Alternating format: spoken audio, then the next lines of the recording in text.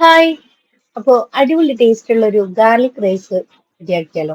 ഇപ്പോ ഉച്ചഭക്ഷണത്തിനൊക്കെ ഇപ്പൊ വെറും ചോറായിട്ട് കഴിക്കാതെ ഇതുപോലെയൊക്കെ ഒന്ന് റെഡിയാക്കി നോക്കിയൊക്കെ അടിപൊളി ടേസ്റ്റ് ആട്ടോ. അപ്പൊ എങ്ങനെയാ ഉണ്ടാക്കുന്നതെന്ന് കാണാം. അപ്പൊ അതിന് വേണ്ടിയിട്ട് ഒരു പാൻ വെച്ചതിന് ശേഷം അതിലോട്ട് കുറച്ച് നെയ്യ് ഒഴിച്ച് അതൊന്ന് കടുകിട്ട് പൊട്ടിക്കാം. അപ്പൊ മെയിൻ ഇൻഗ്രീഡിയൻസ് വേണ്ടത് നമ്മളെ വെളുത്തുള്ളി ചതച്ചതാട്ടോ. അപ്പൊ വെളുത്തുള്ളി ചതച്ചതും കൂടെ ഇട്ട് കൊടുത്ത് നല്ലതുപോലെ ഫ്രൈ ആക്കി എടുക്കാം. വെളുത്തുള്ളി നല്ലതുപോലെ ഫ്രൈ ആക്കി എടുക്കുക, കരിഞ്ഞു പോവാതെ ഫ്രൈ ആക്കി എടുക്കാം. അപ്പൊ അതിലോട്ട് ആവശ്യത്തിന് ഉപ്പ് ഇട്ട് കൊടുക്കാം. അതുപോലെ ഏം, കറിവേപ്പില ഇട്ട് കൊടുക്കാം. അത് നല്ലതുപോലെ മിക്സ് ആക്കി യോജിപ്പിക്കാം. അപ്പൊ ഈ വെളുത്തുള്ളി നല്ലതുപോലെ ഫ്രൈ ആയി വരണം, എന്നാൽ ആ ഒരു ടേസ്റ്റ് ഉണ്ടാവുക. അപ്പൊ അതിലോട്ട് കറിവേപ്പില ഇട്ട് കൊടുക്കാം. അപ്പൊ ഇത് കരിഞ്ഞു പോവാതെ ശ്രദ്ധിക്കാം. അപ്പൊ വെളുത്തുള്ളിയൊക്കെ കരിഞ്ഞു പോയാൽ ആ ഒരു ടേസ്റ്റ് വ്യത്യാസം ഉണ്ടാവും. അപ്പൊ കരിഞ്ഞു പോവാതെ ശ്രദ്ധിക്കാം.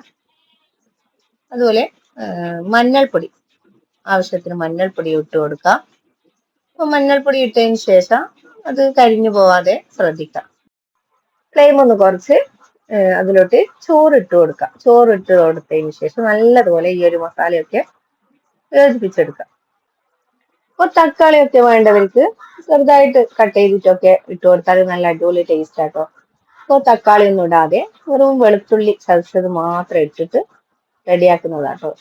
അപ്പൊ അതിലോട്ട് എഗ്ഗ് ഇടുന്നവർക്ക് ഇട്ട് കൊടുക്കാം. ഞാനൊരു എഗ്ഗ് ഇട്ട് കൊടുക്കുന്നുണ്ട്. അപ്പോൾ എഗ്ഗും കൂടെ ആയ നല്ല ടേസ്റ്റ് ആട്ടോ. ഒരു എഗ്ഗ് ഉടച്ചൊഴിച്ച് കൊടുക്കാം. ആ ഒരു റൈസും എഗ്ഗും ഒക്കെ നല്ലതുപോലെ യോജിപ്പിച്ചെടുക്കുക. അപ്പോൾ നല്ലതുപോലെ മിക്സ് ആക്കി യോജിപ്പിച്ചെടുക്കുക. നമ്മൾ ഈ ഗാർലിക് റൈസ് റെഡി ആയിട്ടുണ്ട്.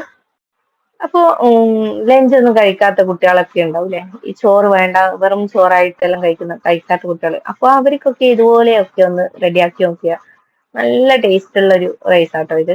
അപ്പൊ ഇതുപോലെ ഒന്ന് റെഡിയാക്കി കൊടുത്താൽ കുട്ടികൾ അടിപൊളിയായിട്ട് കഴിക്കും.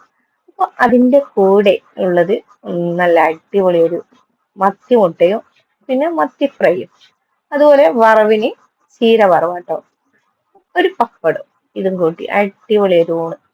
അപ്പൊ എല്ലാവർക്കും എന്റെ വീഡിയോ ഇഷ്ടമായെങ്കിൽ ഒന്ന് സപ്പോർട്ട് ചെയ്യാം. അതുപോലെ ഫാമിലിക്കും ഫ്രണ്ട്സിനും ഒക്കെ ഒന്ന് ഷെയർ ചെയ്ത് കൊടുക്കാം. അപ്പൊ എല്ലാവർക്കും ടാറ്റാ ബൈ.